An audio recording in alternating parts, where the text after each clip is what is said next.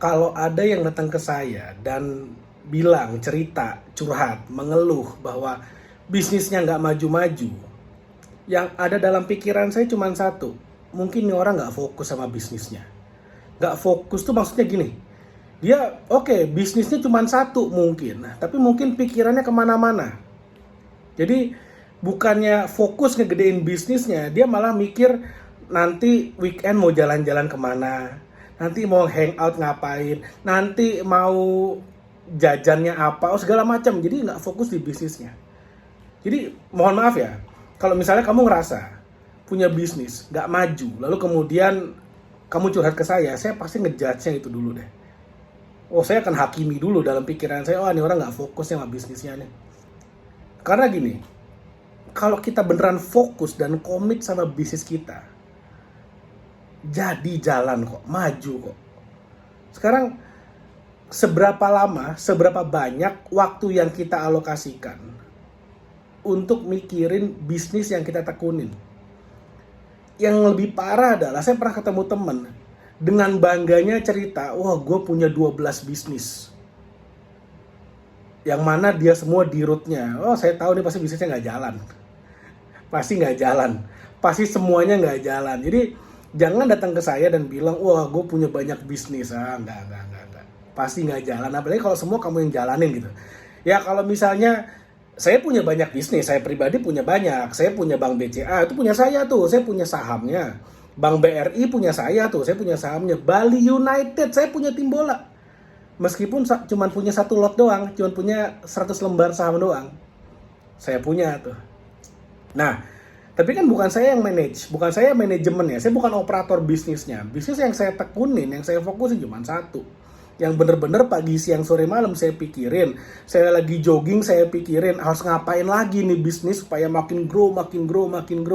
Yang mana nih operasional yang bisa diotomatisasi. Bagian-bagian mana nih yang bisa kita delegasikan, kita outsource. Bagaimana strategi pemasaran biar makin rame, biar makin gacor, biar makin kencang naikin omset. Oh, saya pikirin terus.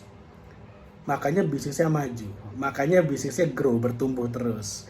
Jadi, saya kasih contoh aja. Saya kasih contoh kasus aja. Misalnya gini. Ini ide. Saya sharing ide aja di sini. Ini asal tembak aja, saya juga nggak tahu. Saya nggak ngerti gimana bisnis ini sebenarnya. Saya mau pakai contoh asal tembak aja ya. Gorengan deh, bisnis gorengan yang gerobakan yang di pinggir jalan. Misalnya nih, kamu punya bisnis gerobakan atau kamu punya temen yang dia jualan gorengan gerobakan di pinggir jalan. Lalu kemudian ngerasa, aduh kok gorengan gua nggak laku ya. Kok gorengan gue nggak laku, padahal nih rasanya enak, padahal minyaknya sekali pakai goreng langsung diganti jadi lebih sehat gitu kan, tapi kok nggak laku ya. Padahal secara harga juga udah bersaing kompetitif, tapi kok orang di beberapa puluh meter kok laku keras ya. Kalau saya jadi pedagang gorengan itu, ini yang saya lakukan. Sekali lagi ini disclaimer ya, saya nggak ngerti bisnis gorengan, tapi ini cuma ya sekedar ide aja. Kamu mau praktekin silakan, kamu mau share ke temenmu silakan, tapi paling nggak ini jadi ide buat kamu di bisnis apapun yang kamu lagi geluti sekarang, mindsetnya bisa kamu pakai nih. Pertama, kalau bisnis saya nggak laku, lalu kemudian saya lihat kompetitor saya di seberang jalan kok laku banget. Yang saya lakukan pertama adalah saya ATM. Amati, tiru, mentah-mentah. Kalau perlu, saya cari dagang gorengan yang paling laku di kota saya.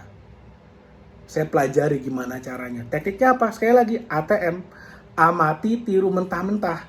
Ya modif-modif dikit boleh lah. Tapi paling nggak tiru dulu aja. Karena gini, prinsipnya adalah kalau kamu bisa meniru yang nomor 1, kamu akan jadi nomor 2. Nomor 2 udah kaya.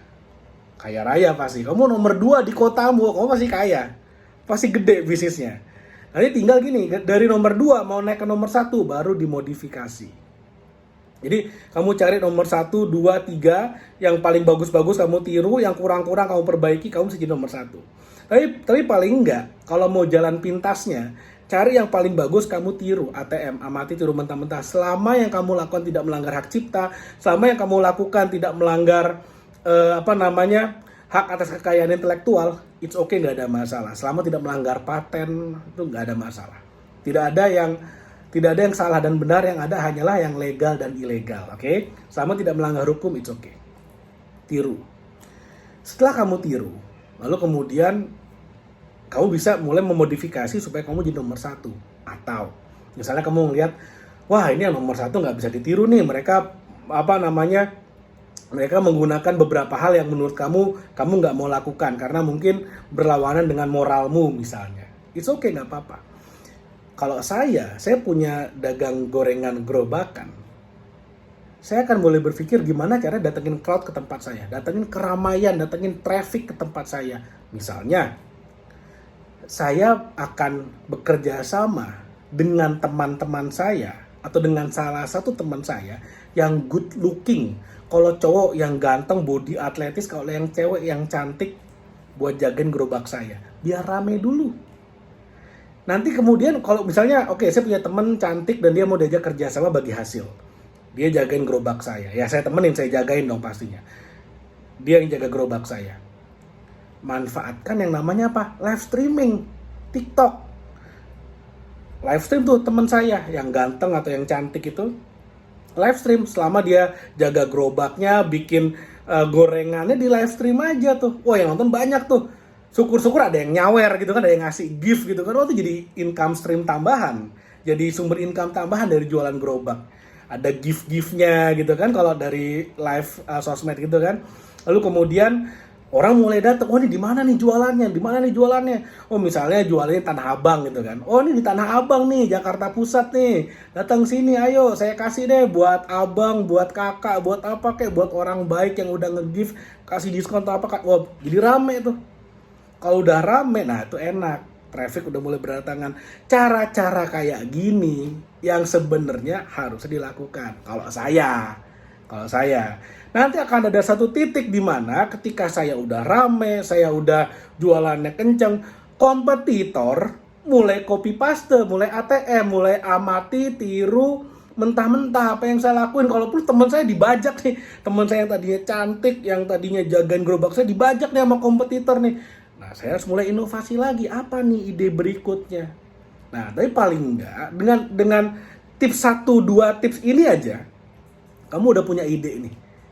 Bahwa sebetulnya bisnis gorengan aja masih banyak banget room untuk improvement, masih banyak banget tempat untuk kita bertumbuh. Oh ini kayaknya belum dieksekusi, ini kayaknya belum dieksekusi, ini kayaknya belum dieksekusi.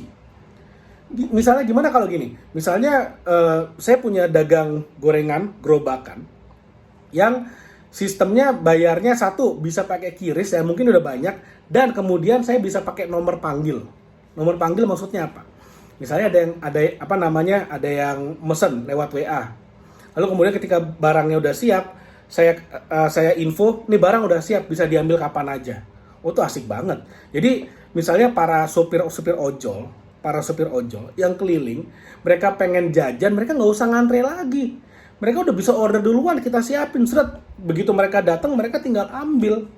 Kapan disiapin ya mereka ngasih tahu, oke saya udah mau nyampe ini 1 menit lagi siap, 1 menit lagi saya sampai, tolong siapin. Wah asik banget. Mudah-mudahan apa yang saya share bermanfaat. Jadi kuncinya adalah gini, kalau bisnis mau sukses, kamu harus fokus, pikirin inovasinya apa, pengembangannya bagaimana. Jangan berpikir, wah dari dulu kan kayak gini, sekarang juga harus kayak begitu. Nggak bisa. Dulu kamu lakukan A, ke depan A, B, C, D, E, hajar semua. Inovasi jalan terus. Mudah-mudahan apa yang saya share bermanfaat. Sekali lagi kesimpulannya, kalau bisnismu nggak laku, bisnismu nggak jalan, bisnismu stuck, kamunya nggak fokus. Fokus deh makanya sama bisnismu, nggak usah mikir lain-lain. Fokus sama bisnis, kalau bisnismu udah gede baru mikir yang lain-lain silakan.